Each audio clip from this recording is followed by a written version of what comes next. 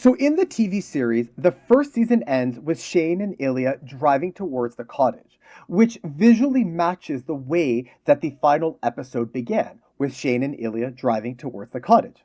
Of course, there are some key differences between the two scenes, right?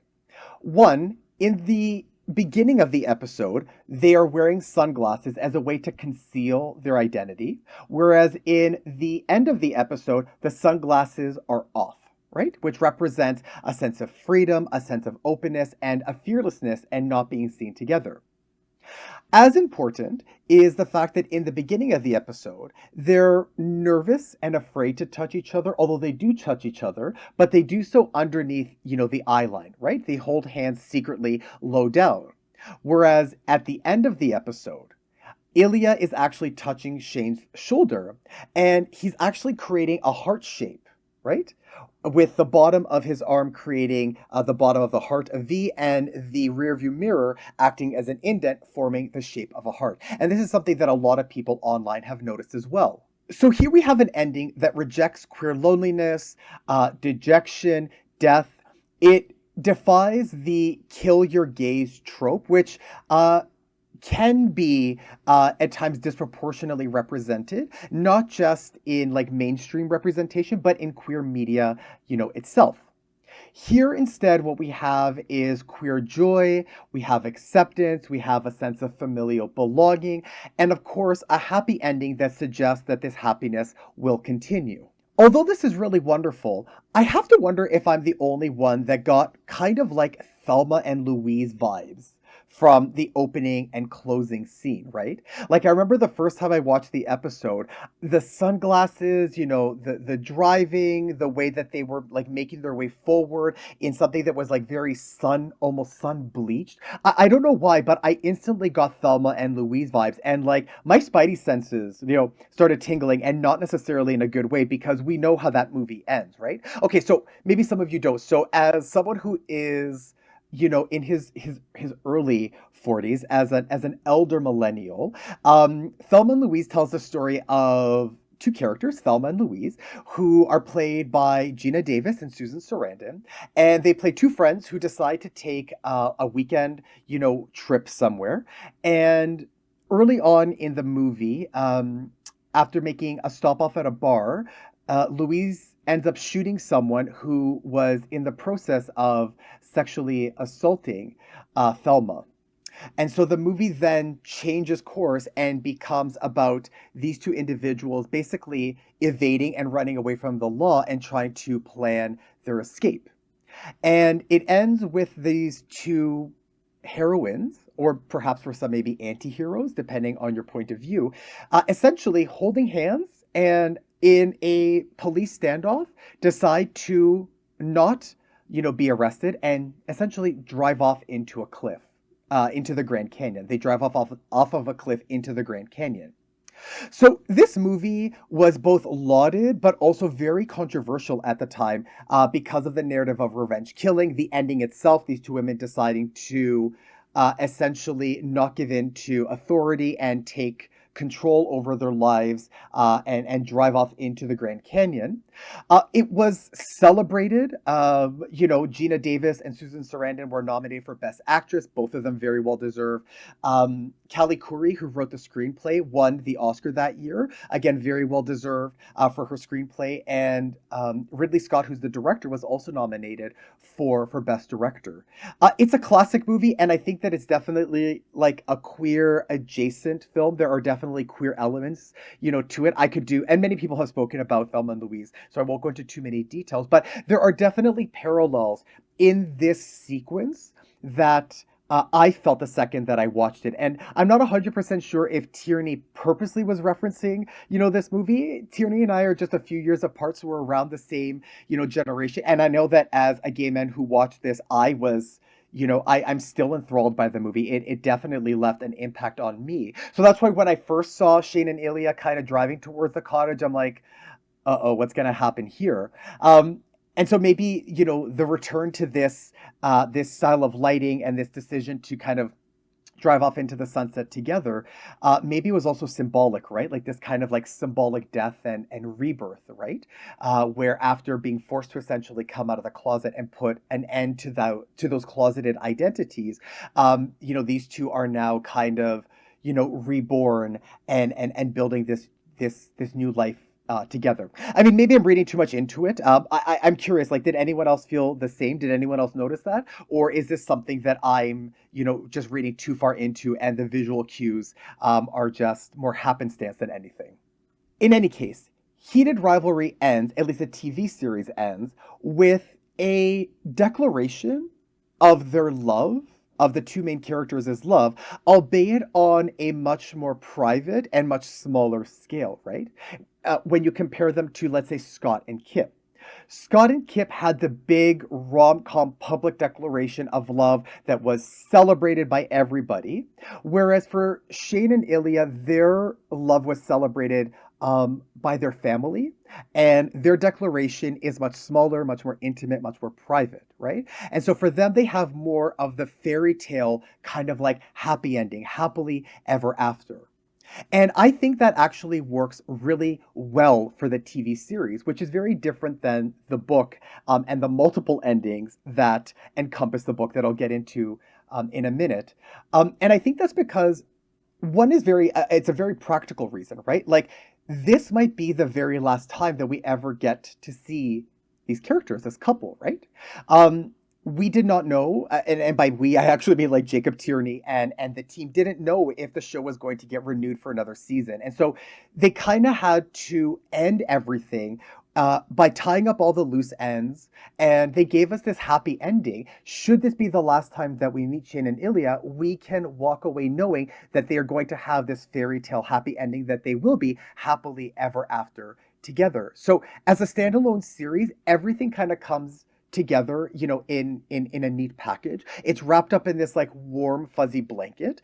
And again, if this was the last time that we were going to see them, because maybe the show may not have been the success that it is, we would have had a happy, satisfactory ending and a happy, satisfactory goodbye to these characters. Although luckily that's not the case. So the final chapter of Heated Rivalry is a little administrative and a little anticlimactic because it largely revolves around Shane and Ilya, back at the cottage after coming out to Shane's parents, basically going over the logistics and realities of their long game plan, which of course we will see in the sequel to Heated Rivalry, The Long Game.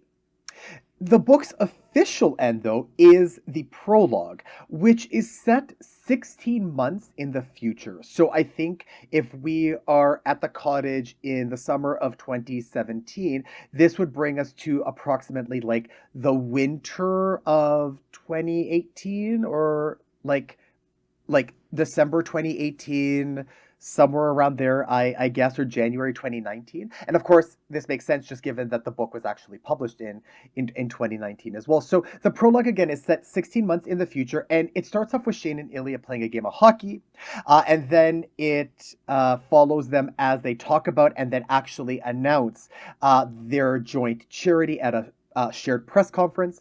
And it ends with them in a bathroom, having a conversation with each other, with Hayden, Shane's best friend, staying outside of the bathroom as guard while Ilya and Shane talk through what just happened, their future. And then it ends with Shane exiting the bathroom and texting Ilya a hotel room that he rented for them to have a private, sexy rendezvous, bringing like the whole book back to the very beginning, back to where it all began, right? The two of them basically, hooking up and having fun in hotel rooms. So I like that the prologue sets up the characters for a sequel, right? I also like that it shows that the closet door isn't fully shut, because we see both Ilya and Shane, but Shane in particular, starting to come out and starting to tell people within his inner circle about his sexuality and his relationship, with Ilya. So here, I think the ending works really well for the book, right? We have that circular that circular sort of like connection where we go kind of back to the beginning where things all began, but then we're also showing that these two are preparing to sort of come out, preparing to go public again, obviously having their own version of a big public declaration. They're not exactly, kissing, but they are announcing a joint venture together, and it works, and it works really well for a book.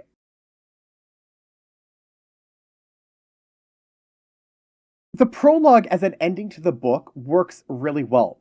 However, it is the prologue epilogue that is set 3 weeks before the prologue, that was published as part of Heated Rivalry's second edition, that I think is the most revealing. And I think it also fundamentally alters, at least it altered for myself, the entire perception that I had of the book and the series. So the extra story is titled My Dinner with Hayden, and it essentially revolves around Shane and Ilya hosting a dinner for Hayden and his wife Jessica.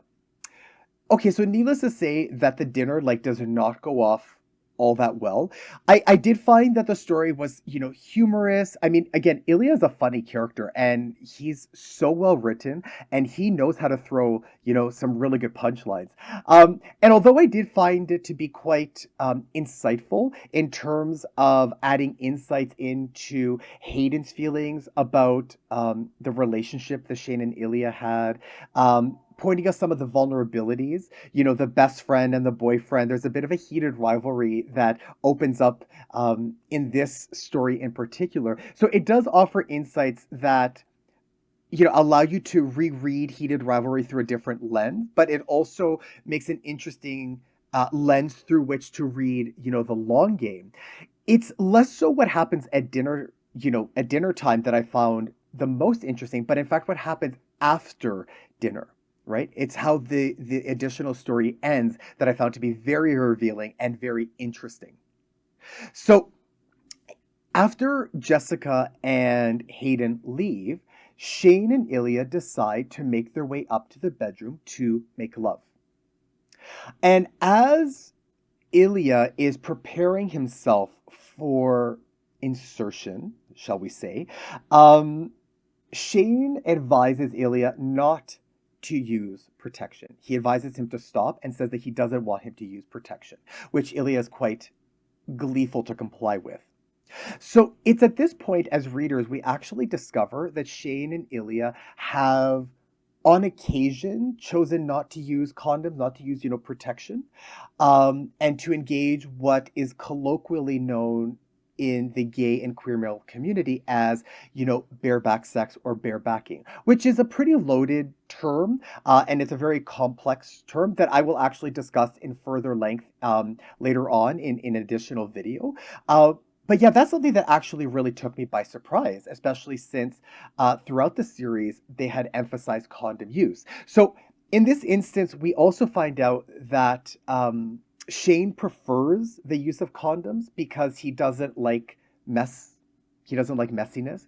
And so post-coital cleanup is a lot easier for him. So narratively, and focusing more on the characters, the decision to use condoms is also sort of, I don't want to say displaced, but is rooted partly in Shane's neurodivergence and his preference for, less messiness, which I think we find out later on in the long game in particular that after sex in particular, Shane likes to get up and shower. He doesn't like to feel dirty.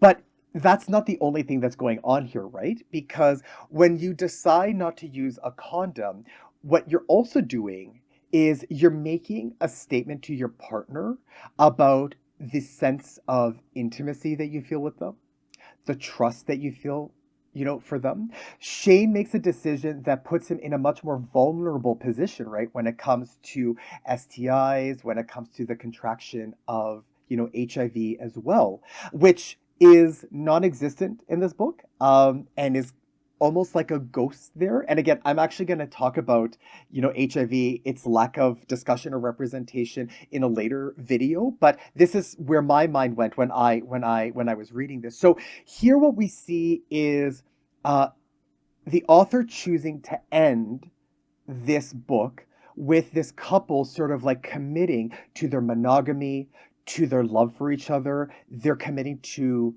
this sense of trust that they feel for each other by taking off the condom. Symbolically, it's this removal of this barrier, right? This removal of latex, so it's skin on skin. It's a closer intimacy, right? A lot of trust, a lot of vulnerability here being communicated. And it's symbolic of not only their love for each other, but also the act of insemination, right? That's one of the reasons why you take off a condom. It has to do with acting, at least in part, more physically, with being a barrier for semen. And so what we're actually seeing here, right, and bear with me here, is not just Shane making a statement about how he feels about his closeness to Ilya and his trust with Ilya, but also his desire to essentially take in Ilya's seed and become pregnant. This is him saying, I want to become pregnant. I want you to impregnate me.